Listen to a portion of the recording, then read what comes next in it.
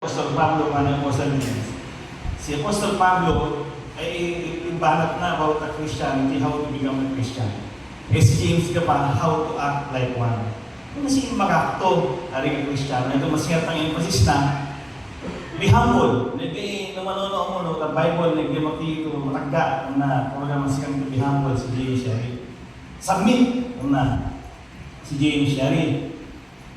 Stop sinning, na, si James Shari. Ito ni tanta, lifetime relationship tang nga Kristiyano.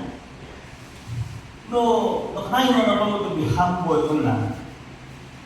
Alam mo ga magparihan. No na mo to be James to na submit una. Ayaw mo crave to power. You will always submit to the leadership. You will never crave power. You will never disagree with leaders. You will always pray for them. You will always support them. Yato ito duli mo, ni James, you must act as, sa kakaroon may isinterpret na, yung libro ng James, good works, ari, lagi na, bunga na kuha nga, bunga na kauto, ito nagkafuta yan, bunga na faith mo. Yan yung bunga na faith mo, gusto na yung fruit na Holy Spirit mo na Apostol Pablo, yung the James, gano'n wisdom tiyawa ng Diyos. Yato, sa nga tagaw, inatang ikuha, inatang yung diskusyon ni Apostol James, meron ta wisdom. Masiyang tanta, verse 5. If any of you lacks wisdom, you should ask God, who gives generously to all without finding fault, and it will be given to Him. So, ikaya nagiging yuri kanunungan ang nakauto. Yan yung James, no sinilaman ino mo, yung magawal, ito kauto, o yung pakanong mo, kidawan na yafo. May kabutayaya, sagana, kompleto, iwayan na iyawa, ana, amen na nanunumbat. Di ba siya galitang karoon, tole, no, makidawan na ako na iliwaan na o, siguro, ugo pinagkaso ng kwarto, yung unang umana, no, ugo, pamusan. Di ba kung na nanunumbat itang, kaya may iyafo, siguro nakagin ni James, na makita ko na wisdom, hanay niya. Pagkaparang, ayan na inang, basta gano'n makita ka, yung kaano ni ko, yung wisdom. So, grabe yan ang yafta.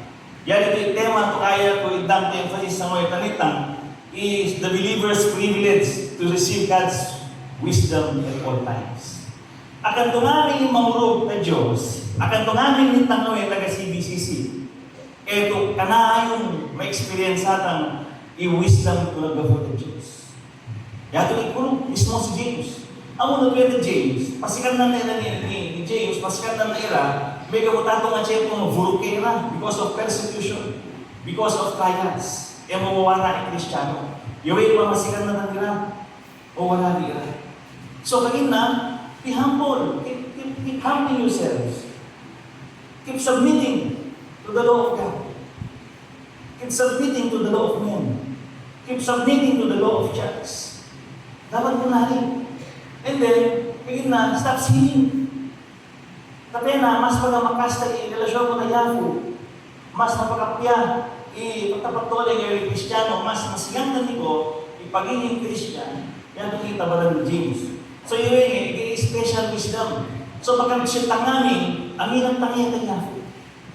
Not at all times do we experience the wisdom that comes from God. Kata, may kaputa, ulwat tangiyan niya sa kakaruan.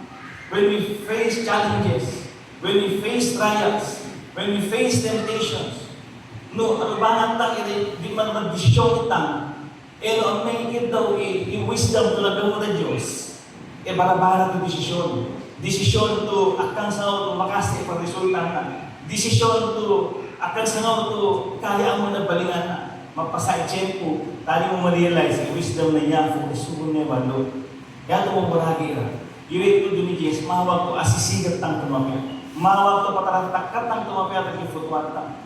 Tapi ano kung nuli, sigurado to we can experience God's wisdom at all times. Ang nila na momento, ang nila na agaw, mahawag ko doon niya kami kwentang, bigit ni James.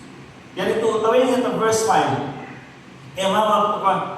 Mahawag to, ikatalo, to kanayong maka-experience ta kauto. tumagkafuta Yahoo. Yatong ayno inatang taluto points to kanina. Itati ito masayang tang ehemplo ng Biblia to makasta to apariga si King Solomon bago ay nagbalik to patul.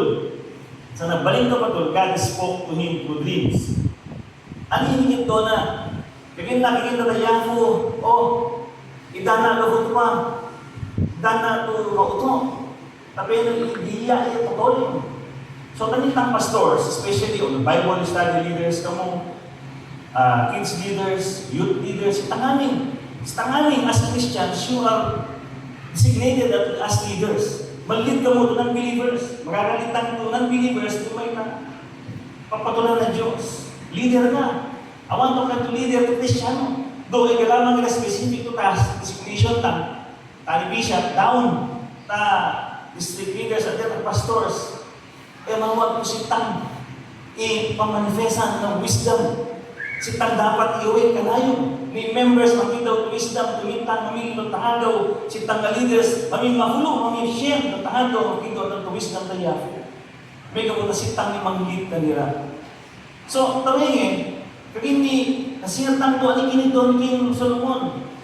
Nakito na wisdom, aninyawa niya sa honor and will. Kami nakikita. Pero yung class na yan, di bonus na lang isa. Dala na ko to kauto.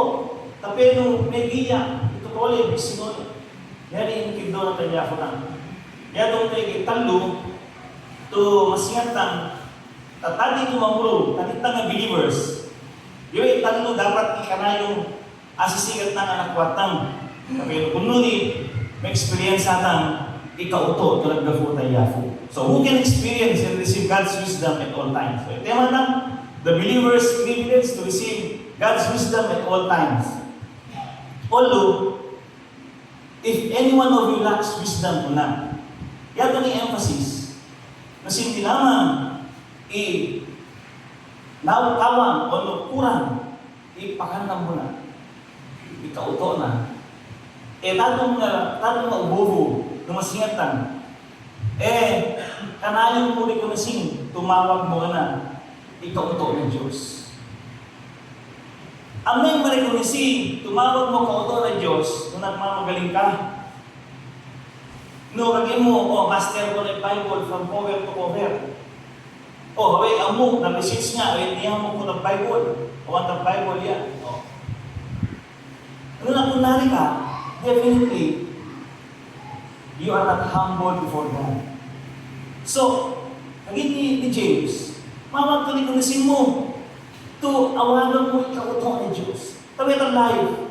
Ito patuloy ng durante ng pinakatang utang ni sa tiyak ng alagumamaliatan at deta patetang at deta pagultin mo ng dagutan at pakipasingat ng tayafu, you must recognize your need for God's wisdom. Tangamin ng decisions na. Ano ina-aligari? Ikaya ng past decisions na ito mababawi at sama. Because we did not seek also God's wisdom. Ariatang kinigdaw, ariatang inalig, ariatang ipagdasal, ikauto ng Diyos sa desisyon ta. Yan ito, importante, tulikulisit ng ipagawat ng takauto ng Diyos. Sinira yung malikulisit ang pagawat ng takauto ng Diyos. Balik amuan mo, igang limitasyon mo. Ano ka rin? Igang limitasyon lang kung kakita din itang. No, ang kaya kakayahan mo, itap mo yung marami, ay kaya kakayahan na. So, kita na especially skills nila. Ikaw ganun, tayataan mo, itap mo yan. Magaling yan. So, kung nangyari, ikunasin mo ito, limited, ipakanta mo na. No one is fully equipped in the mind except Christ alone. So, ikunasin tayo ng tapat toletan. Consider others better than yourselves. So, mawag tukunari klase na pagkulitan. Aligang Kristiyano, tauban ng Diyos, at pag-imaman ng Diyos, ikunisita that we need God's wisdom by accepting our limitations. At then, kung may acceptan yung limitasyon mo, aliga sinole na Yahoo, aliga servant na Yahoo, then you will not seek God's wisdom. You will not experience the wisdom that comes from God. So yan to. May kadua, no, accepta mo limitasyon mo, dapat papakalin mo to insufficient ka. No, kung natong set up, kung natong i-stand na heart mo, no, kung natong condition na heart mo na nanonood mo, definitely, you will fall humble before God. Pagpakalin mo kung tag-isa, taon mo, admitin mo to, akan to sufficiente, ikakayahan mo, ipakanang mo, nukan na i-Diyos lamang kanayon through the Holy Spirit, i-iburo na, yalabo na tani po, ipakanang mo na kauto. Mayan nung pagkapanguha ng Diyos, karang namin ito ganda ito, tumagdafu, ang megafu kanisa. So yan yung walo. May experience ang kanayon, ipinibileyo. Yung ipinibileyo ng kanila Kristiyano. Sintang lamang Kristiyano, ipinibileyo na tuwayan experience ang kanayong i-wisdom ng Diyos. Compared to non-believers, big no. Tadira. But we as believers, we always have the privilege to experience and receive the wisdom that comes from God. Yatong ipinibileyo ka, halika dito pa. Halika dito, magkaganas ka, ipinibileyo. Nakatakal na pribileyo ng kafupa ka ng Diyos. Halika dito. So, yung may kadua, a believer who always responds to God's offer for wisdom. If any one of you lacks wisdom, he should ask God. Kuni James. Mama, tukit tawag mo ng isa. So, kanayon mo dadama, kanayon mo among, kanayon mo i-remind yung pagking, kay Diyos, i-offer na yung wisdom na hindi ko hawi anak ko, parang hawi anak ko. Kaya naging ma-responde ka, ka-offer na. Hani ka na yun, masikin din ang momento, masikin din ang segundo, kitawa mo wisdom ng Diyos. Ang barabara, kung magkabulaman ka, may na magang sinala na uto mo, ang bibig mo pa lamang, banat sa gila. May na kapag sinala na yago ka uto, ang may na kapag sinala ka futo, sigida mag-desisyon ka, o nang nilamang, i-vogue mo. That is not a wisdom that comes from God. So, yung kagina, ma-respond ka, iyan po, anak ko, wisdom. May-offer na ni Lord, wisdom. You should ask God. Yan yung wisdom ka na yun, ikitutan, pagkasalutan. Akan automatic, ito Holy Spirit na nitang, diretso na. Ay, mawag yung ikitutan pala, ipagdasal ng bagay kauto. Tapi in terms of persecution, trials, na-check mo na temptation, na-check mo na decisions, tukatang napatuloy, edisyon ng ifusto, ang makapakayaya ang tayafo.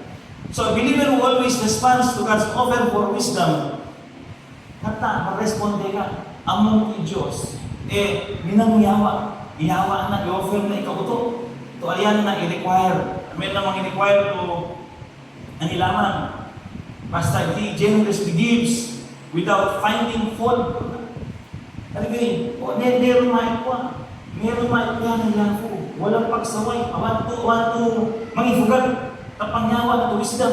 Basta anak ka na, basta Kristiyano ka, tumakindo ka to wisdom, eto na pa-fruto makindo, you should ask God and He will give you without finding fault, generously, kunari o wala ira. Akan ibase ng experience. Amin, sino kayo experience ang tuloy yung mafulo? Maski, kaya kami na-experience, parang itong paninda niya. Pero mag-speak niya po. Wala niya. God invites everyone. A believer always responds to God's offer of wisdom. Mega puta, among to buka ifuto na mangyawa, willing, ana, mega puta among inimbitana ka. He should ask God. Mega puta si tanganing aliga believer, si tanganing aliga leaders, ituwan na Diyos. Ito di anak ko, tataka pa ito, kunni kunari iya ko mag-iinag yaya talita. So let us not rule our own hearts and minds. Iya ko dapat imangigaya talita. Really kayo mangigay talita for as long as we recognize our need and we respond to His offer and invitation. Iimbita na, He should ask God. May kaputayato na iyang kita na Yahweh panyawa at kauto, tagatagay kita. Anay may katanluan na ultimo, sini, iwaya na mag-experience ng mga lawa, kauto na Diyos, it will be given to him.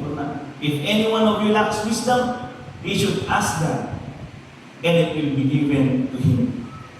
A believer who will always anticipates, or who always anticipates answered prayer because God's generosity, because of God's generosity. No, legitimate, insufficiente, inono mo, sarili, maresponde kata offer ang invitation ng Diyos, igana ka ito pauto, para ta-show mo, para tamawag mo ta patuloy na ministry, antisipan mo, tumati igana ka, kung nari mindset mo, kung nari relasyon mo na Diyos, sigurado ka that you can always experience and receive the wisdom that comes from God. Yan ito ang may wayaki ito, di na Krisyano, asyete, at pati, gamala ako ng wisdom na yan. Ayaw mo ma-experience, at di ito ang kanukon na kondisyon na futong, at di ito kung may akpanapanono mo, sigurado ka, ito ayaw mo ma-experience, ikauto ito ng Diyos. So, liwit tatlo, wala nila, aligaan na Diyos. We as leaders, and sa tanganing na ana-ana, we are so-called leaders. Tanganing, awan, all Christians are leaders. Leaders because we lead ng believers to go to Christ. Iway mawag tang. No experience natang, ang malawa at uto na gumuntan isa, mawag to recognize tang ipagawag ng takauto ng Diyos. May kadua, mawag to mag-responde tang tak-offer na tukauto. O ano pagkanang mo, away nga na itataka. Alam, may katalo, mawag to ang mo, tumakatapagan na itasal mo, may kaputa, minagalalo yaya, ana matulog yaya, pangyawa tukauto. Ano pa ang mawag ang mawala niya? When we decide, yari emphasis na Apostol Pablo, kagina, be humble.